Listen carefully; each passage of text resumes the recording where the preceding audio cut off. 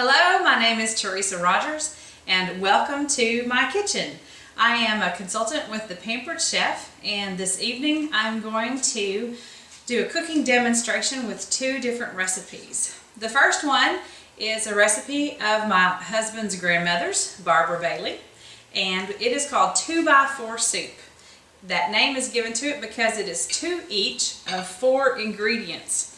So we've started with browning your meat, and I'm using our newest vessel, our new rockcrok. It is a ceramic clay pot, and I have got the meat browned already, and I've seasoned it with Cavender's, my favorite if I'm not using a Pampered Chef seasoning. We do just love this on everything.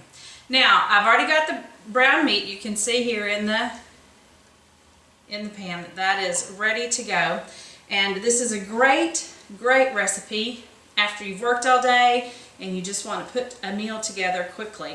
It literally is just 2 each of the 4 ingredients. I'm going to get the other ingredients added. It's 2 pounds of meat, whether you choose turkey or hamburger, or if you'd like to use some of your venison, you can do that. You don't need to drain any cans. It's 2 cans of pinto beans. Then it'll be 2 cans of mild rotel and 2 cans of minestrone soup.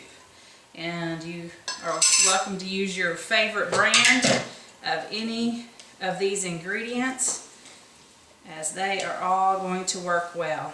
I do want to also tell you, if you don't already have our can opener, I want to give you some points about why it is worth adding to your kitchen. First of all, I did already have some of these cans opened. You can just lift the lids up, and the lids do not have sharp edges. I'll show you why it is that way. Whenever the can opener is used, you balance it on the top of the can. It's not going sideways on the can, so it is not cutting any metal. You're not creating any sharp edges on the can. You're not getting any small pieces of metal added into your food. No traces, which is bad for you or bad for your health. No bacteria from the lid of the can is being inserted into your food for you and your family. So all you're getting is what was safely canned in the food, and that's what's being added. Again, other than any seasoning you want to add while you are browning the meat, there's not anything else needed. Your minestrone soup is going to add lots of flavor. That mild rotel is going to add lots. And your dinner will be done very quickly. And it is a very hearty soup. Very chunky with all of the meat. So I'm just cooking this on medium. The ceramic rockcrok will cook up safely up to 752 degrees. You're not going to get that high on your stove top, but it is going to be safe for use in your oven, for use under your broiler, which I'm going to show you with our other recipe this evening. It's going to be safe on the grill come this summer. You're going to be able to use it on the grill on direct or indirect heat. I'm just mixing this up a little bit. One of the things that's great about our new rockcrok that our executive cookware and our stoneware did not do is that it does go in the dishwasher after you're done with it for the evening, after you've got your family's meal prepared. The lid is glass. It is safe to 400 degrees, not the 752, but also safe for the dishwasher, so you can see what's going on. You can feel along the edges. It's also vented, so you're not going to have to lift the lid. You're going to be able to watch how things are cooking and not be having to lift and let all the steam out if you don't want to. Now the other recipe that we're going to use, I'm going to start with one of our oldies but goodies. I'm going to get a couple of cloves of garlic ready to go into another rockcrok. The other rockcrok I'm going to use is the 2.5 quart. The one I just put the soup in, the 2x4 soup, is the 4 quart rockcrok. I would suggest that if you're feeding 2 or 3 people with your cooking, that the everyday pan, which is the everyday rockcrok that's 2.5 quarts, is probably great. If you are cooking for 4 or more, go ahead and go for that 4-quart vessel because it is going to be big enough to do what you need to do. I'm going to show you next our garlic press. And I've just taken the skin off of the garlic cloves, and you're going to put that in there upside down. I'm going to bring this closer to the camera so that you can see it. And you can see just how much garlic is pushed out by this tool. Let me show you this. It's set in there upside down or with the hump of the clove out. That'll get the most of the goodie, and then that goes inside there. The other rock crock is here waiting for all of our garlic. Let me see if I can show you just how much. Look at all of that garlic coming right out of it. Just one clove there. And now I'm going to scrape that off using the other little piece of the tool. And I'm just going to put that in the bottom of that pan. Next comes the other clove. Going to get that loaded in there. Going to do another one. Yum. Sorry you can't smell how good this smells with all this fresh garlic.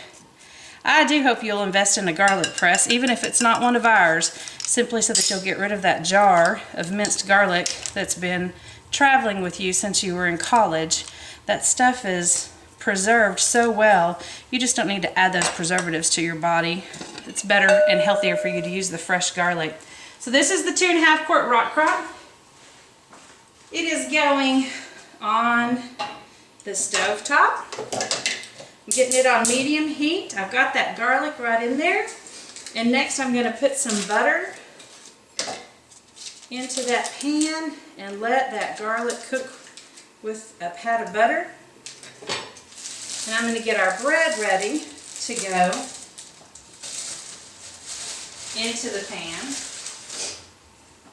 What we're going to do with this bread is I'm using one of our cutting boards that has some pre-measured slices so that you can have uniform slices. That way all the kids get an even size piece and nobody gets anything bigger, right? So just going to get our bread sliced up. You can use whatever bread your family prefers, whether you pick up a loaf of French bread. This is a whole grain hoagie bun that we're going to use tonight. That way it all fits into the pan very easily. Let me get this butter and this garlic stirred around just a little bit. And get it going on the bottom of the pan. This goes so quickly. I'm also going to go ahead and turn my broiler on. This is one of the wonderful things about the rock crocks. Since they do go on the stove, they also go in the microwave just like the stoneware pieces do, and they go in the oven just like all of your excuse me, they go in the microwave. I've gotten mixed up. But they go in the microwave, they go on the stovetop, they go in the oven, they go in the dishwasher, they go on the grill. They even go on flat tops, they'll go on gas tops, whatever it is that you do. Alright, let me get the broiler on.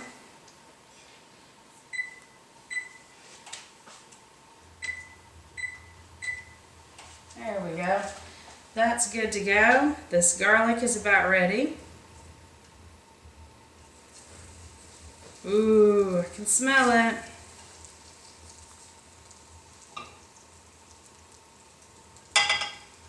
Now let me get this bread loaded right in. And what it's going to do is basically just soak up the butter and soak up the garlic right here on the stove top. It's going to be browned on one side that way. Then I'm going to use one of our graters and grate some mozzarella cheese on top of it. You can do a mix of mozzarella and Parmesan as well, or just mozzarella if that's what you've got in the house. We'll get all these toasts. Once you've got them set in here, you're not turning them over or anything. You got a set of tongs. These are our chef's tongs. They're pretty handy. They release whenever you push them closed so that they'll open, and then they'll stay together whenever you push them back together. This will take just a minute to brown, and I'm just going to use these to lift up and check to see for a little bit of brownness. The rock crocks will they will really retain the heat So you don't need to get them very dark brown because they'll continue browning a little bit more while it's under the broiler. So I'm going to get that cheese out next.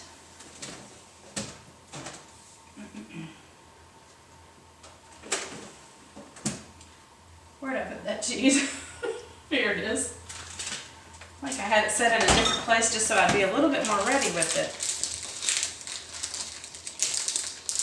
This is one of our microplane graters that I'm going to use next. It's the microplane coarse grater, and it adjusts. So if I was doing a lot of cheese into a bowl, I could adjust and leave it like that. I can close it all the way for storage or just press it all the way open, which is what I'm doing today.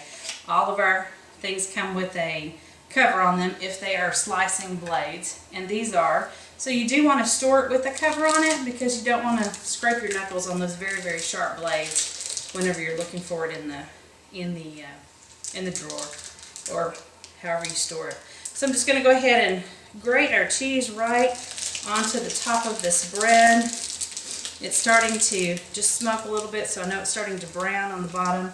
It won't need but another minute here. And, ooh, I can smell that garlic again. I'll use the tongs just to move some of the cheese around and get it all ready to go. These pots do transfer heat very well, so I'm going to go ahead and use my silicone oven mitts to get this put in under the broiler. And this will only need a minute under here, and we will have some great